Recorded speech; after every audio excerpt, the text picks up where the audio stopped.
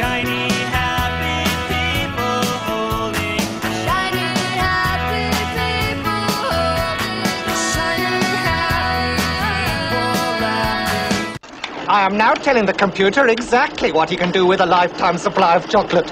You're listening to the Mike Cara radio program, Eye on the Nation. Well, welcome back to our next edition of the Mike Cara radio program, Eye on the Nation.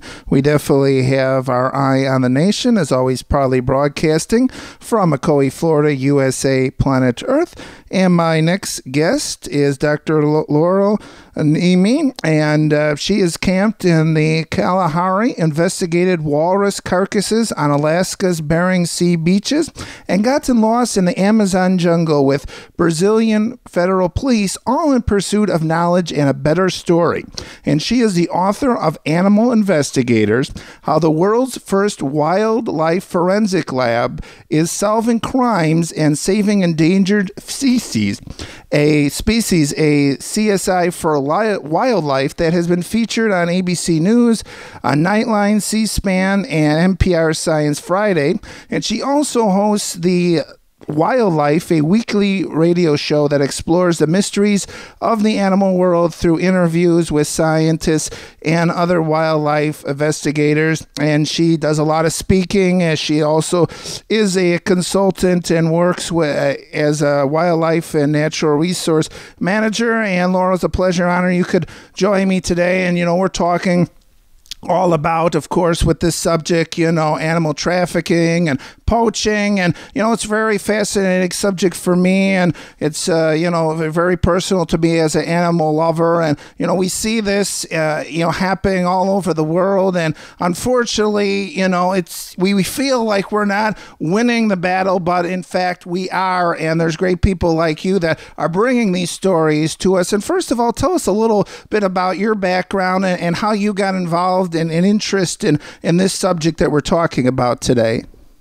Well, I've been working in Africa on natural resource management and often wildlife management for over a decade, and I kept running into the issue of wildlife trafficking. And actually one day, it's sort of interesting because one day I was talking to this Tanzanian game warden while I was in Kenya, and he was telling me about this 10-year-old case where dozens of elephants had died mysteriously around watering holes, and nobody could figure out why.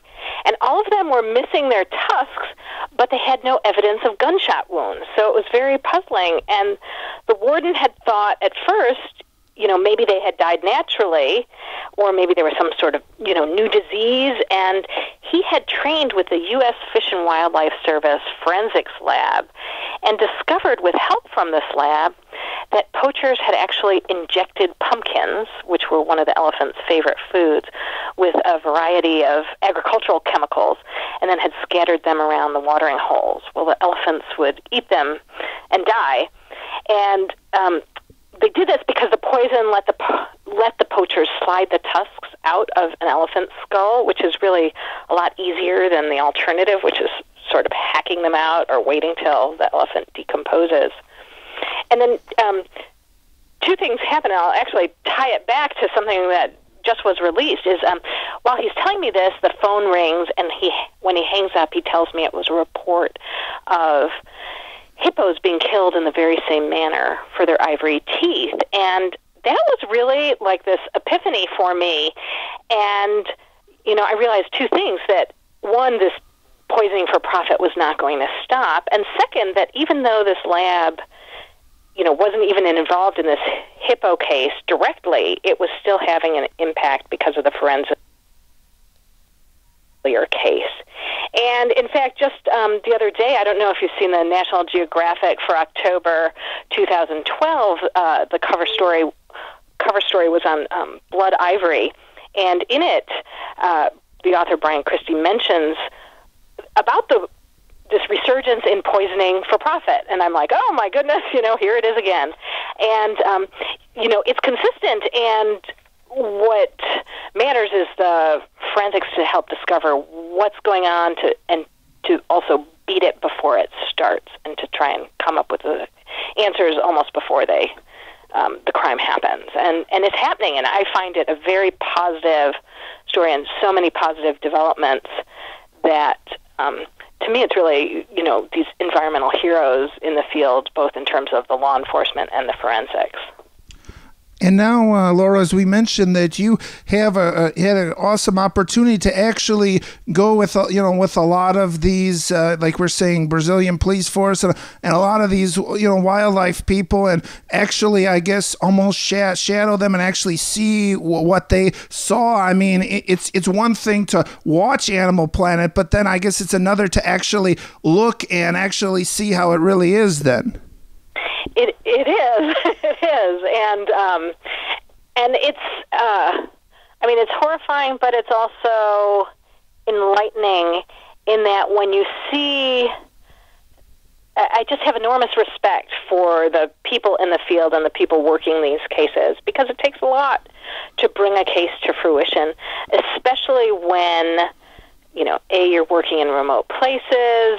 You also have an extra task of establishing that crimes have been committed. I mean, it's relatively easy if you have a dead elephant carcass standing in front of you, but when it's a beautiful carving, how do you know that it's even from elephant, let alone where it came from, when it was imported, and all the things that would make it a crime? So you really need, it's almost much harder to backtrack all of that when you have the end product. And unfortunately, it's sort of easy to find the end products in a lot of markets wherever you travel. I'm sure a lot of your listeners have probably, seen it at airports and museum shops and so on, without even realizing it.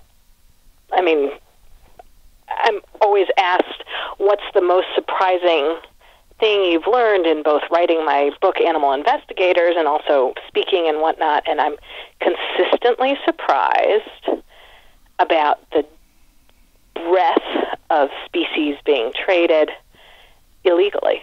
I'm just floored because every day, practically, I learn about, oh my goodness, another one? It's really sort of astounding. Okay, Laurel. And now what we're talking about here is, we're talking about poaching and we're talking about animal trafficking, but now what you're dealing with, just to clarify, or maybe it's both, is that it's CSI, so it's investigation of the killing of animals. I mean, do you deal with anything about like exotic pets, or is it strictly the examination of the killing of the animals? It's both. It depends. As far as exotic pets, there's a lot of laws and places where it is legal to own, say, a tiger. And laws are all over the place. They vary from state to state and from county to county even. So it depends. I deal with the crime-related aspects. So sometimes exotic pets may or may not be a crime. And it's also the same way with various products. It depends on what the law is related to a particular species. Okay, and so we mentioned, Laurel, that you've had a lot of adventures and a lot of stories, and so a lot of those are in the book. I mean, how is the book how is kind of the book set up? I mean, as far as the format, then. The book covers 3 cases from beginning to end. It covers walrus headhunting in Alaska's Northwest. It covers trafficking of bear bile, which is used in traditional Asian medicine. And it also deals with traditional Amazon Indian feathered artifacts. So it deals with those. And since then, I've been following a lot of. That's what's in the book, and each one deals with sort of the discovery of the problem and the poaching or the illegal trafficking of it, the forensics that went in to solve it, and then a courtroom or other types of outcomes. And then I've done a lot of writing since then. In fact, I just have a piece in National Geographic Online this week on the Chad government in Central Africa catching poachers who had killed 63 elephants in southwestern Chad. And I broke that story in July of this year on mongabay.com. And then as a result of the international attention, the Chad government not only acknowledged the poaching, but sent about 200 soldiers to track the poachers.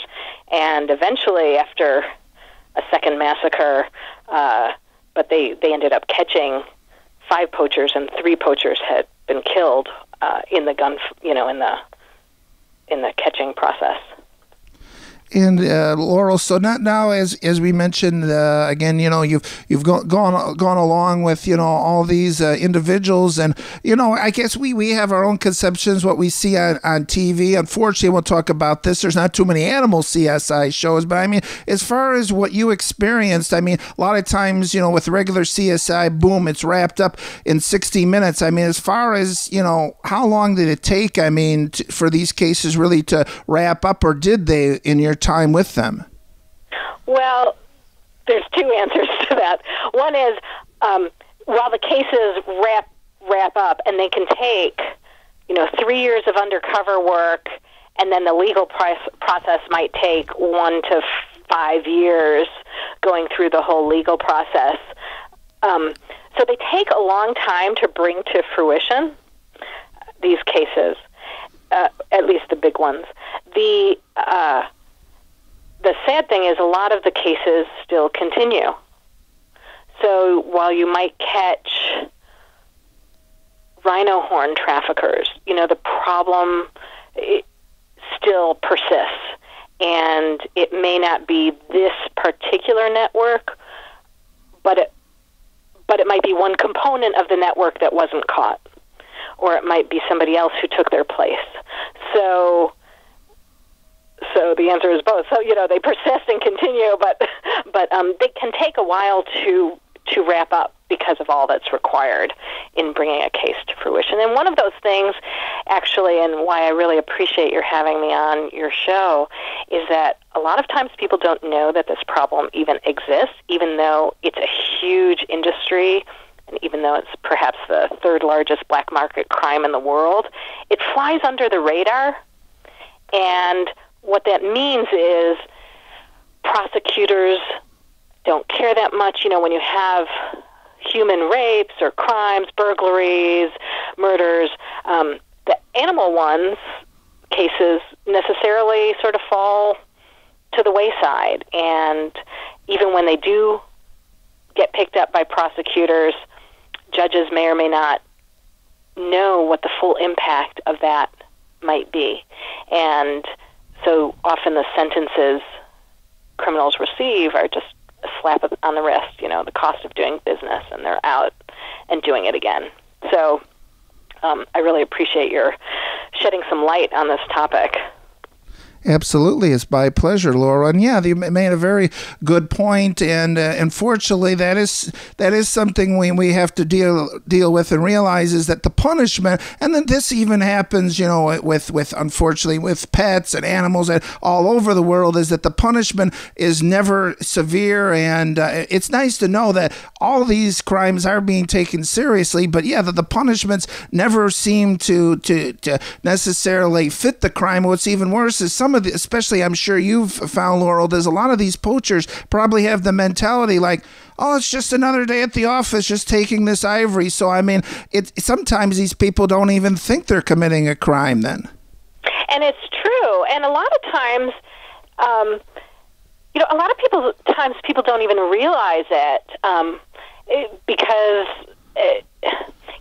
a lot of, say these products might be sold in a museum gift shop. For instance, take the case of trafficking in feather artifacts. The kind of like feathered headdresses and body costumes that when you think of the Amazon Indians, you think of these beautiful headdresses, and people buy them to like hang on their walls and whatnot. And for a long time, they were sold within Brazil in museum shops. And that was one of the issues related to the story in my book, Animal Investigators, is that there were 11 people convicted just in Brazil, as well as the U.S. side and European side of this particular case. But in Brazil, there were like 6 government officials who were involved with these museum shops who were illegally trafficking the artifacts. And initially, these artifacts are made by the Indians for their ceremonies and rituals, and originally they would use feathers from pet birds or from birds that they hunted and used for food, or they wouldn't even kill the birds. They just sort of stun them and pluck a few feathers. And that's how it was for a long, long time until this market started being created. And then all of a sudden you had these museum shop people, and again, it was corrupt museum shop people who were having purchase orders. I need 4 jaguar teeth, I need, and so on and so forth. And so then you had communities going out to kill them to fulfill these purchase orders. And there's one picture actually on my website, laurelneme.com, which shows this jaguar tooth necklace that has 44 jaguar teeth in one necklace that came out of this case. And when you think about it, someone who goes in, you're traveling in Brazil, you go into a museum shop, you see something, you think it's legal. Why wouldn't you? It's a perfectly legitimate store. It's not, you're not going out killing the animals. And so you have this perception of it. And so it's easy to make, it can be easy to make mistakes.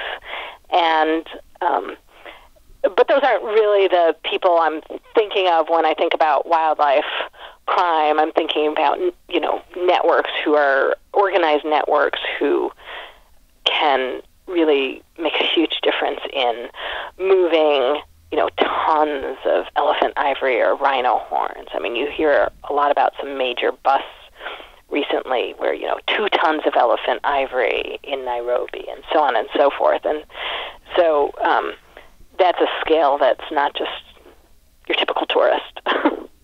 And that's what we're talking about, Laurel. And that's the one thing I think we wanted to make clear to our audience is that when we're talking about poachers, we're not just talking about 3 guys in a truck and they shoot a tiger and off they go. I mean, we're talking, similar to drugs, networks, trafficking. I mean, this is a whole distribution center then. It really is. It really is. And in fact, a lot of the distributions networks are exactly the same. There was one case in Brazil, actually. It was involving pet birds. You had asked about exotic pets. Well, it was on pet parrots. And originally, the investigators in the Brazilian Federal Police were actually investigating human trafficking. And it turned out the same guys were also trafficking these parrots. And in the end, they switched over, this particular case, they switched their efforts to the parrot trafficking part of it because that was bigger than the human trafficking component. But there's been a lot of evidence of other drug traffickers, sometimes using their containers for cocaine and other times elephant ivory. And there's been cocaine dust on elephant tusks that have been seized. So you end up knowing that they're in the same shipment, in the same shipping container. Because how else would, elephants don't usually use coke, so so you end up with actual evidence that it's, drug traffickers are also, they don't really care that much about the product. And truthfully, the penalties are so much less with a lot of wildlife products that, you don't really care as long as you make a buck. And that's why a lot of these contraband products are fungible.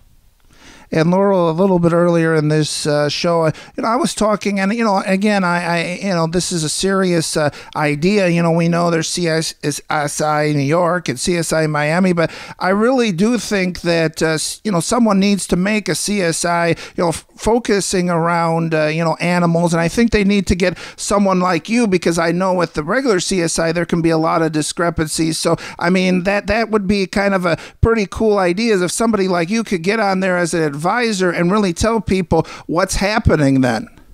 I would love to do something like that. I agree. I think it's a really good idea. I think one of the problems is that, the CSI shows often do have, like you mentioned, some discrepancies, and maybe the biggest one being that that the forensics needs to be separate from the investigative side, because otherwise the forensics could be biased. And the power of the forensics is its lack of bias. So once you have, forensic scientists going in the field and catching criminals, right there, that's not what a good forensic scientist would do, because then their science would be biased, and then their science, I wouldn't trust it. So that's a key thing. But I agree, wildlife CSI would make it great for TV, and also great to help publicize the issue and let people know that it's out there, because it is, and it's in every state. It's it's worldwide. It's the U.S. is a big both consumer and supplier, and it goes every which way. So you could have a great host of shows there. And we mentioned, Laurel, while not having, like we were saying, the CSI, Animal Edition, you have, you yourself, actually, we'll start with that. I want to talk about, you have a weekly radio show that you do called The Wildlife. And so tell us a little bit about, so you're a radio host as well, so you're an old pro at this. So tell us a little bit about what, your show is about. And truthfully, I've been on hiatus to do a few other projects, but it's coming back on. I've got a bunch of interviews in the can, but I had started the show primarily because I was talking just in the regular course of my work to so many cool people. I thought, hey, I should just record these conversations because people would be interested. They really would be interested. So they're more in-depth conversations with scientists, investigators, and whatnot. People who work in the field, who have made discoveries of new species, who have busted cases, and I talk to them just about their life's work and their and various cases or various commitments, and what it's really like to be in the field. So, one of my favorite interviews was with this kid. He's only 19, and he's in Ecuador. He's Venezuelan, but a researcher in Ecuador. He's only 19, and he's discovered several species of frogs. And so I was talking to him about what it takes when you discover a species. I mean, you can't just say, hey, it's a new one, I haven't seen it before. I mean, there's a long scientific process that is involved when you discover a new species, and it's just fascinating. And I find it just very intriguing because I'm talking to scientists who have discovered species, and there was one guy involved in one of my cases. This was one that was featured on Nightline, and in that case, there were all these salamanders, dried salamanders, that had been imported from Laos, and they'd never been seen in the trade. And not only that, they were so new, they had just recently been discovered by this scientist named Brian Stewart from North Carolina. And so I did an interview with Brian. I mean, I had talked to him in the course of my research, and I thought, I've got to get him on tape because it's just too good to let it be just for me. But it's interesting because a lot of times these newly discovered species don't have protections in place when the scientific information comes out about them, and then people take it as like a guidebook for new exotic pets to have, and you can almost wipe out species before they start. Oh, okay, man. Yeah, that sounds good. And okay, Laurel, so we're talking about for forensics and in a forensics lab, and so I mean, a lot of people are probably getting images. Again, we go back to all those cop shows, but I mean, is that something that you had seen too? Was the forensic part? I mean, you saw then all of the different stages of it then.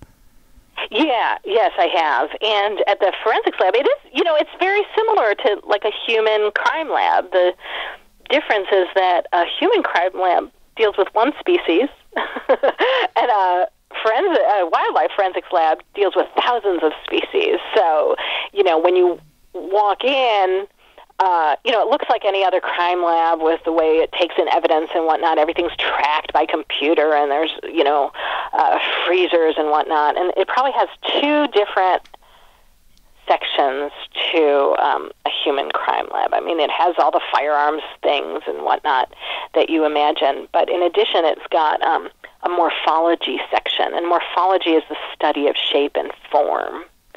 And so that would be different. And one of the reasons for that is, like we were talking about earlier, with wildlife forensics, oftentimes you have a part or a product, and it's hard to tell what that product is.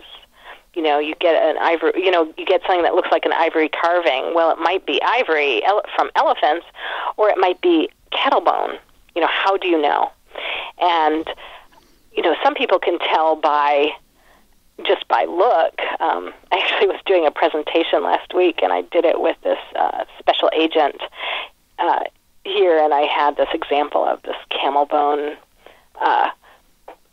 paper opener, but it was carved in the shape of elephants, and I had passed it around and had people guess what it was, and everyone was guessing elephant ivory, and this agent knew immediately, actually just from the feel, that it was camel bone, because he'd handled so much ivory, walrus ivory, bone. He's handled so much. He could tell, but a lot of times you need to you have to know that shape and form and feel, and that's what a morphology department does. They have ways of uniquely identifying an item from some characteristic that you can see either through a microscope or through your own vision that uniquely identifies that item as from a particular species. And that's important because some species are protected and some are not. So, my camel bone paper opener, envelope opener is not protected, and it's perfectly legal for me to have, but if it was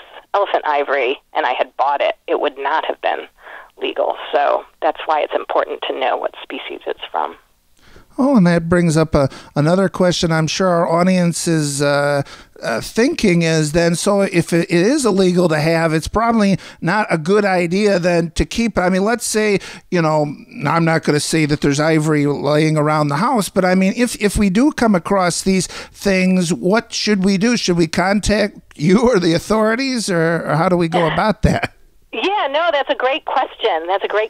And, if it's lying around the house and your grandmother owned it, it's actually legal for you to have if it's before a particular date. The issue is once you sell it, and it's the commercialization of these items. So if your grandmother gave you an ivory necklace, it's fine. If you tried to put it on eBay and sell it, then it becomes illegal. And so, which is also complicates the investigative side of things. So I have been contacted not infrequently by people who see things online, or I catch things online, and I have given it to the authorities. And so you can give it to your state authorities or the U.S. Fish and Wildlife Service, especially if it's in major sort of wildlife categories like elephant ivory. And but there's a lot individuals can do. I mean, one thing, you are doing a great service by just having this topic on your show, because now people will be more aware, and they might tell their congresspeople about it or their state representatives. A lot of this is controlled at the state level as well, where state laws can vary from state to state. Take the instance of bear bile. And even though bears are plentiful in the United States, there's laws against trafficking in or selling bear bile, which is used in traditional Asian medicine, and that comes because Asian black bears have been wiped out because of the trade. So Asian black bears in the wild have been wiped out, and so people are going to North American black bears, and it's hard to tell whether the bile is from a Asian black bear or a North American black bear. And so there are a lot of laws that protect against that, but in several states, including, say, Vermont, and just until recently New York, it was perfectly legal to sell bear bile. So that means that a state where it's illegal can launder it through a state where it's legal. And so this very variation in laws can really make a difference. We already talked about the pet trade. So as an individual wanting to make a difference, just by being aware of it and talking to your representatives about what you want to see, do you want to see pet tigers being allowed in your state? Well, if you don't, you can talk to your representatives about it. And so there's actually a lot people can do just through awareness and also through social media. By posting stories, sharing stories, you help get the word out, and it actually has an impact. I already talked about the impact of international attention in Chad in catching the poachers. Well, that's just a function of people hearing about this story and being interested in it. No action really required except for sharing the story, but it makes a big difference. I can go on about a host of other things that have been stopped because of, postings on Facebook, so I won't. Oh, okay, Laurel. Well, Laurel, we appreciate your time. Before we go, we want to let everyone know about where they can get the book, about your website, and also about that you do different programs and speak to different groups then. Yeah, and links to both me, if you want to contact me, to my book, to my radio show, to articles, all the articles I mentioned are all on my website, which is laurelneme.com. And there's also a link on there.